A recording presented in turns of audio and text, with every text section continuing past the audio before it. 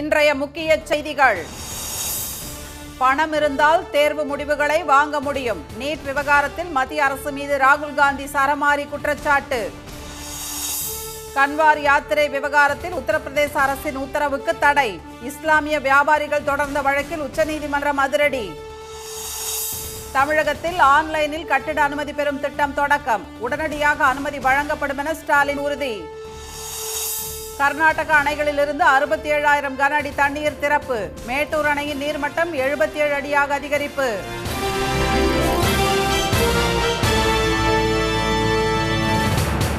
வணக்கம்.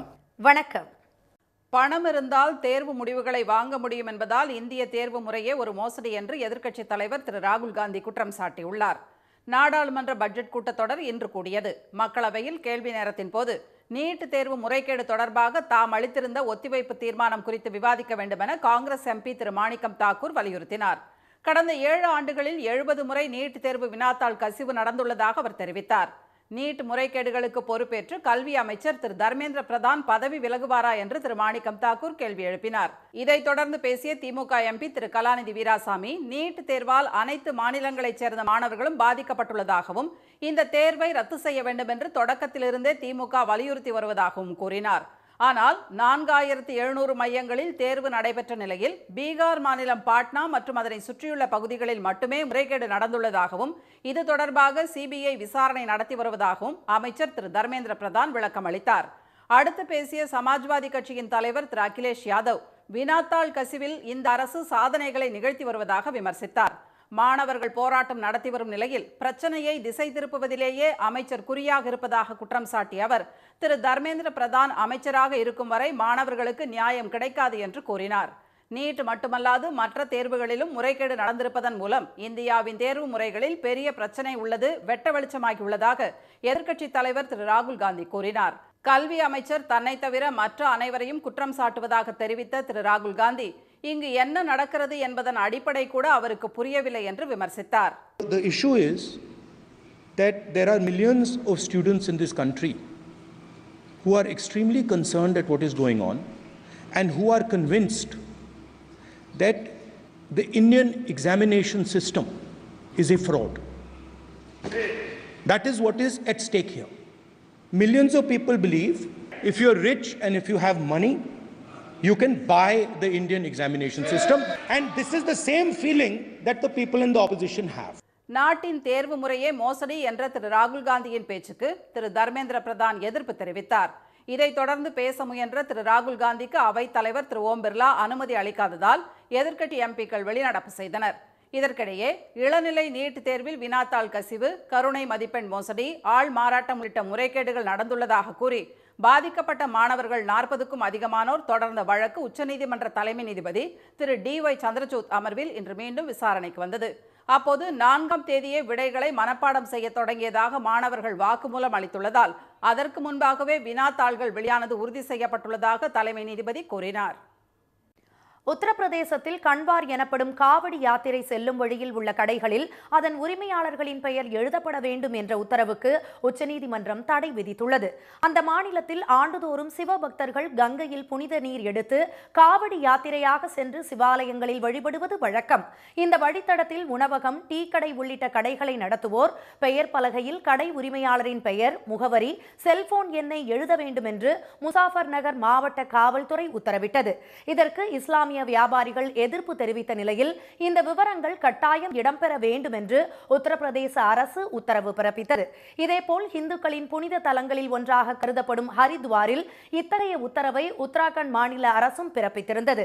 ஹரித்வாரில் சிலர் தங்கள் அடையாளத்தை மறைத்து கடைகள் நடத்துவதால் மோதல் ஏற்படுவதாக முதலமைச்சர் திரு புஷ்கர் சிங் தாமி கூறியிருந்தார். மத்திய பிரதேசத்தில் உஜ்ஜயினி பகுதியில் மாநகராட்சி சார்பிலும் கட்டுப்பாடு விதிக்கப்பட்டிருந்தது. இந்நிலையில் தங்களை குறிவைத்து இந்த உத்தரவுகள் பிறப்பிக்கப்பட்டுள்ளதாக குற்றம் சாட்டி இதற்கு தடை கோரி இஸ்லாமிய வியாபாரிகள் சார்பில் மக்கள் உரிமைகள் பாதுகாப்பு சங்கம், டெல்லி பல்கலைக்கழக பேராசிரியர் திரு அபூர்வானந்த், திரிணாமுல் காங்கிரஸ் எம்பி திருமதி மகுவா மொய்த்ரா உள்ளிட்டோர் உச்சநீதிமன்றத்தில் வழக்கு தொடர்ந்தனர். இந்த மனுக்கள் நீதிபதிகள் திரு ஹிருஷ்கேஷ் ராய், திரு SPN பட்டி ஆகியோர் முன்னிலையில் இன்று விசாரணைக்கு வந்தது. திருமதி மகுவா மொய்த்ரா சார்பில் ஆஜரான மூத்த வழக்கறிஞர் திரு அபிஷேக் சிங்வி, பாஜக ஆளும் மாநிலங்கள் பிறப்பித்துள்ள இந்த உத்தரவு அரசியலமைப்பு சட்டத்திற்கு எதிரானது என வாதிட்டார். உத்தரப்பிரதேசத்தில் முசாஃபர் நகர் மாவட்ட காவல்துறை இவ்வாறு கட்டுப்பாடுகளை விதிக்க எந்த உரிமையும் இல்லை என்று மனுதாரர்கள் சார்பில் ஆஜரான வழக்கறிஞர்கள் திரு சந்தர் உதய் சிங் மற்றும் திரு ஹசேபா அகமதி ஆகியோர் வாதிட்டனர். எனினும் 3 மாநில அரசுகளின் சார்பில் இன்றைய விசாரணைக்கு வழக்கறிஞர்கள் யாரும் ஆஜராகவில்லை. இதையடுத்து பெயர் பலகையில் கடை உரிமையாளர் உள்ளிட்ட விவரங்களை எழுதும் உத்தரவுக்கு நீதிபதிகள் இடைக்கால தடை விதித்து உத்தரவிட்டனர். உத்தரப்பிரதேசம், உத்தராகண்ட் மற்றும் மத்திய பிரதேச மாநில அரசுகள் வரும் 26ஆம் தேதிக்குள் பதிலளிக்கவும் உச்சநீதிமன்றம் உத்தரவிட்டுள்ளது. தமிழ்நாட்டில் முதல் முறையாக ஆன்லைனில் கட்டிட அனுமதி பெறும் திட்டத்தை முதலமைச்சர் திரு மு.க. ஸ்டாலின் இன்று தொடங்கி வைத்தார். தமிழ்நாட்டில் கட்டிடம் மற்றும் மனை பிரிவுகளுக்கான அனுமதியை பரப்பளவு, கட்டிடத்தின் உயரம் ஆகியவற்றின் அடிப்படையில் உள்ளாட்சி அமைப்புகள், நகர ஊரமைப்பு இயக்ககம், சென்னை பெருநகர வளர்ச்சி குழுமம் ஆகியவை வழங்கி வருகின்றன. சென்னை பெருநகர வளர்ச்சி குழுமத்தில் கட்டிட அனுமதிக்காக ஆன்லைனில் விண்ணப்பிக்கும் முறை ஏற்கனவே செயல்பாட்டில் உள்ளது. அதேபோல கடந்த ஆண்டு அக்டோபர் 2ஆம் தேதி முதல் ஊராட்சிகளில் கட்டிட அனுமதிக்கு ஆன்லைனில் மட்டுமே விண்ணப்பிக்கும் நடைமுறை அறிமுகப்படுத்தப்பட்டது. இந்நிலையில் கடந்த பிப்ரவரி மாதம் தாக்கல் செய்யப்பட்ட தமிழக அரசின் பட்ஜெட்டில் 2500 சதுர அடி வரை கட்டப்படும் குடியிருப்பு கட்டுமானத்துக்கு கட்டிட அனுமதியும் பணி நிறைவு சான்றிதழும் பெற தேவையில்லை என்று அறிவிக்கப்பட்டது. இந்த அறிவிப்பை செயல்படுத்தும் வகையில் தமிழகத்தில் முதல் முறையாக கட்டிட அனுமதியை ஆன்லைனில் உடனடியாக வழங்கும் திட்டத்தை சென்னை தலைமைச் செயலகத்தில் திரு ஸ்டாலின் இன்று காணொலி காட்சி வாயிலாக தொடங்கி வைத்தார்.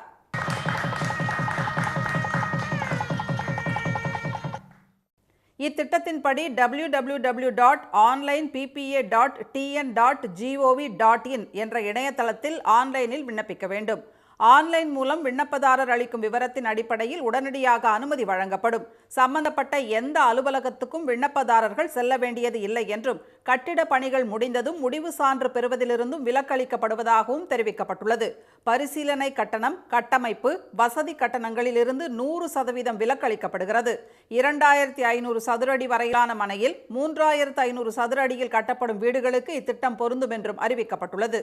சாதாரண மக்கள் பயன்படுகிற வகையில் சுயசான்று அடிப்படையில் காலதாமதம் இல்லாமல் அவர்கள் மனு போட்ட உடனேயே அவர்களுக்கு அனுமதி கிடைக்க வேண்டும் என்ற ஒரு திட்டத்தை எங்களுக்கு சொல்லி அந்த அடிப்படையிலே தான் அதற்கான ஏற்பாடு செய்து முதலமைச்சர் அவர்கள் இன்றைக்கு துவக்கி இருக்கிறார்கள்.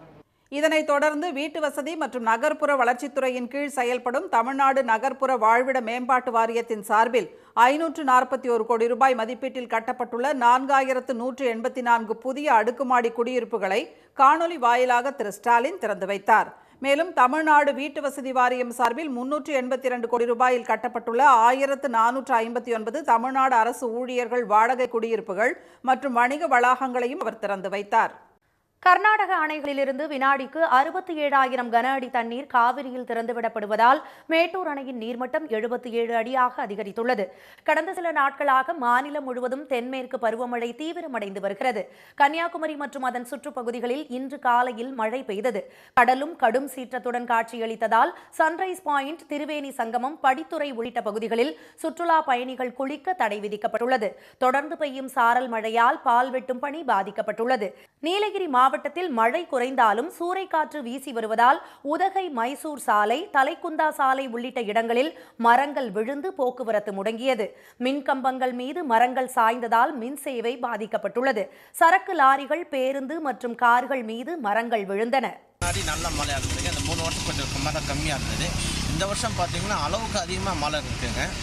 சீட்டுக்கால், ஃபிகர் போஸ்ட்டு, இல்பங்கு, தலைக்குந்தா, இந்த லோக்கலில் வந்து அலங்கார் தேட்டர்னு இருக்குது. அங்கெல்லாம் மரம் விழுந்து நிறையான டிராஃபிக்லாம் ஜாம் ஆகிடுச்சுங்க. நைட்லேருந்து கரண்ட்டும் இல்லைங்க. 3 வருஷத்துக்கு அப்புறம் சரியான மழை. இங்கே லோக்கல் இருக்கிற மக்களும் வாழ்வாதாரமும் ரொம்ப பாதிக்குதுங்க. கடந்த 24 மணி நேரத்தில் அதிகபட்சமாக கன்னியாகுமரி மாவட்டம் நெய்யூரில் 4 சென்டிமீட்டர் மழையும், நீலகிரி மாவட்டத்தில் கூடலூர் பஜார், மேல் கூடலூர் உள்ளிட்ட இடங்களில் தலா 3 சென்டிமீட்டர் மழையும் பதிவாகியுள்ளது. இதற்கிடையே மேற்கு திசை காற்றின் வேக மாறுபாடு காரணமாக தமிழ்நாடு, புதுச்சேரி, காரைக்காலில் ஒரு சில இடங்களில் இன்று முதல் வரும் 28ஆம் தேதி வரை மிதமான மழை பெய்யும் என்றும், தரைக்காற்று 30 முதல் 40 கிலோமீட்டர் வேகத்தில் வீசும் என்றும் சென்னை வானிலை ஆய்வு மையம் தெரிவித்துள்ளது. இந்நிலையில் KRS, கபினி உள்ளிட்ட கர்நாடக அணைகளிலிருந்து நேற்றிரவு 85,000 கன அடி தண்ணீர் காவிரியில் திறந்துவிடப்பட்ட நிலையில் இன்று காலை 67,000 கன அடியாக குறைக்கப்பட்டுள்ளது. KRS அணையிலிருந்து வினாடிக்கு 50,000 கன அடியும், கபினி அணையிலிருந்து வினாடிக்கு 17,000 கன அடியும் தண்ணீர் வெளியேற்றப்படுகிறது. இதனால் மேட்டூர் அணைக்கான நீர்வரத்து வினாடிக்கு 76,794 கன அடியாக உள்ளதால் நீர்மட்டம் 77 அடியாக அதிகரித்துள்ளது. பொறியியல் படிப்புகளுக்கான கலந்தாய்வை தொடங்கி வைத்த உயர்கல்வித்துறை அமைச்சர் திரு பொன்முடி அடுத்த ஆண்டு முதல் விளையாட்டு பிரிவில் சேர 2% இடங்கள் ஒதுக்கீடு செய்ய நடவடிக்கை எடுக்கப்படும் என அறிவித்துள்ளார். தமிழ்நாட்டில் 433 பொறியியல் கல்லூரிகளில் 2,40,091 இடங்கள் உள்ளன. கலந்தாய்வு மூலம் இந்த கல்லூரிகளில் சேர 2,40,491 மாணவர்கள் விண்ணப்பித்திருந்த நிலையில் அவர்களில் 1,79,938 பேர் மட்டுமே கலந்தாய்வில் பங்கேற்க தகுதி பெற்றுள்ளனர்.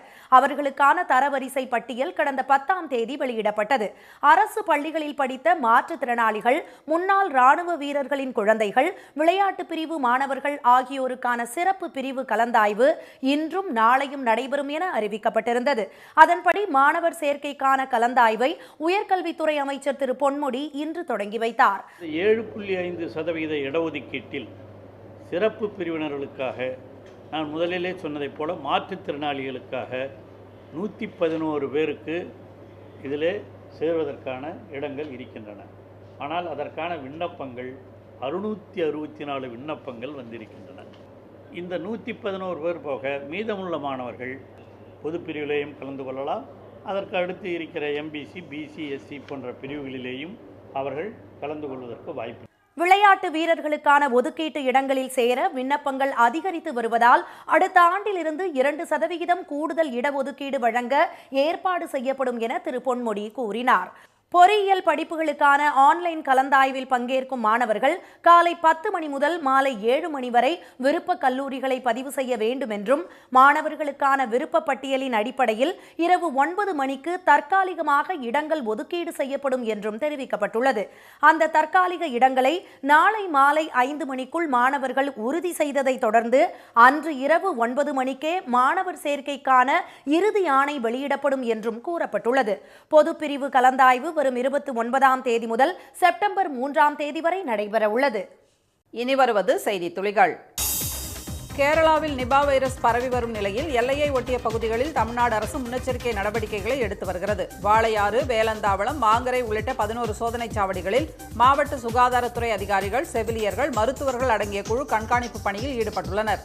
கேரளாவிலிருந்து கோவை வரும் மக்களுக்கு சோதனைச் சாவடிகளிலேயே உடல் வெப்பநிலை ஆய்வு செய்யப்படுகிறது. காய்ச்சல் அறிகுறி இருந்தால் அவர்கள் மருத்துவமனைக்கு அனுப்பி வைக்கப்படுகின்றனர். காய்ச்சல் பரிசோதனைக்கு பின்னரே மாவட்டத்திற்கு நுழைய மக்கள் அனுமதிக்கப்படுகின்றனர். எழும்பூர் நீதிமன்ற வழக்கறிஞர்கள் மோதல் குறித்து தாமாக முன்வந்து விசாரிக்க உயர்நீதிமன்றம் ஒப்புதல் அளித்துள்ளது. வழக்கு மாற்றத்தில் ஏற்பட்ட மோதல் குறித்து சென்னை உயர்நீதிமன்ற பொறுப்பு தலைமை நீதிபதி திரு கிருஷ்ணகுமார் மற்றும் நீதிபதி திரு குமரேஷ் பாபு அமர்வு முன்பு முறையிட்ட வழக்கறிஞர் ஒருவர் இந்த வழக்கை உயர்நீதிமன்றம் தாமாக முன்வந்து விசாரிக்க வேண்டும் என்றார். இதை நீதிபதிகள் ஏற்றுக்கொண்ட நிலையில் மோதலில் ஈடுபட்ட 20 பேர் மீது காவல்துறையினர் வழக்கு பதிவு செய்துள்ளனர். அதிமுக முன்னாள் அமைச்சர் திரு MR விஜயபாஸ்கரை 2 நாள் காவலில் எடுத்து விசாரிக்க CBCID போலீசாருக்கு கரூர் நீதிமன்றம் அனுமதி வழங்கியுள்ளது. 100 கோடி ரூபாய் நிலத்தை அபகரித்த வழக்கில் கைதான அவரை காவலில் எடுத்து விசாரிக்க போலீசார் அனுமதி கோரிய நிலையில் 2 நாள் காவலுக்கு கரூர் குற்றவியல் நடுவர் நீதிமன்றம் அனுமதி அளித்துள்ளது. புதுச்சேரியில் டீசல் பில்லில் 13 லட்சம் ரூபாய் முறைகேடு செய்த பிற்படுத்தப்பட்டோர் மேம்பாட்டுக் கழக காசாளர் முருகேசனை லஞ்ச ஒழிப்புத்துறை போலீசார் கைது செய்துள்ளனர். 2003ஆம் ஆண்டு முதல் 2024ஆம் ஆண்டு வரை வாகனங்களுக்கான டீசல் பில்லில் கையாடல் செய்ததாக எழுந்த புகாரில் தலைமறைவான காசாளர் முருகேசனை அந்த மாநில லஞ்ச ஒழிப்புத்துறை போலீசார் கைது செய்தனர். திருச்செந்தூரில் கடல் திடீரென 50 அடிக்கு உள்வாங்கியதால் பக்தர்கள் அதிர்ச்சியடைந்தனர். ஆடி பௌர்ணமியை முன்னிட்டு அங்கு ஏராளமான பக்தர்கள் குவிந்து கடலில் நீராடினர். அப்போது கரையில் இருந்து 50 அடிக்கு கடலில் திடீரென உள்வாங்கியது. ஆனால் ஆபத்தை உணராமல் பக்தர்கள் கடலில் குளித்தனர். பச்சை நிறத்தில் பாசி படர்ந்த பாறைகள் வெளியே தெரிந்தது. இதை சிலர் தங்கள் செல்போன்களில் செல்ஃபி எடுத்துக் கொண்டனர். கன்னியாகுமரி மாவட்டம் தக்கலை அருகே புது மாப்பிள்ளை ஒருவர் கழுத்தறுக்கப்பட்டு கொலை செய்யப்பட்டார். திருவிதாங்கோடு பகுதியைச் சேர்ந்த மகேஷ், சோபி தம்பதிக்கு 5 மாதங்களுக்கு முன்பு திருமணமாகியுள்ளது. சோபி சென்னையில் உள்ள தமது தாய் வீட்டுக்கு சென்ற நிலையில் தனியாக இருந்த மகேஷ் மர்மமான முறையில் கழுத்தறுத்து கொலை செய்யப்பட்டுள்ளார். இதுகுறித்து வழக்கு பதிவு செய்து போலீசார் விசாரணை நடத்தி வருகின்றனர்.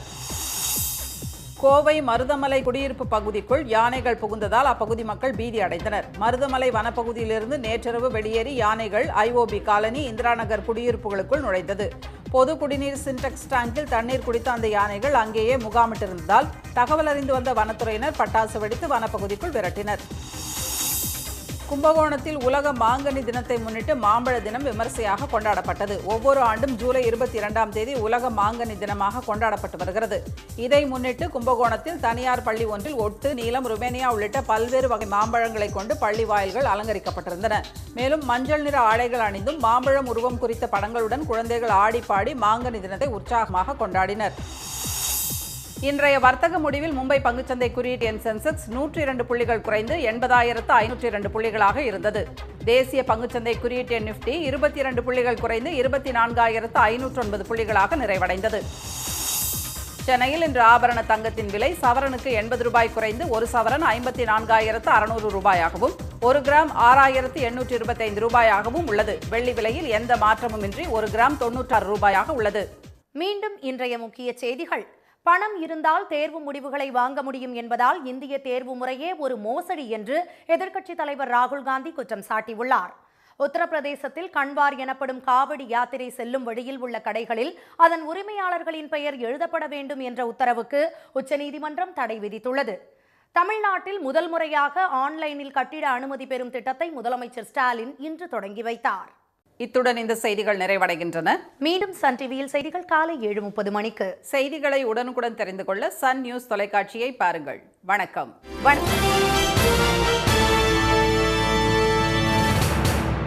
உடனுக்குடன் செய்திகளை தெரிந்து கொள்ள சன் நியூஸ் பெல் ஐகானை கிளிக் பண்ணுங்க.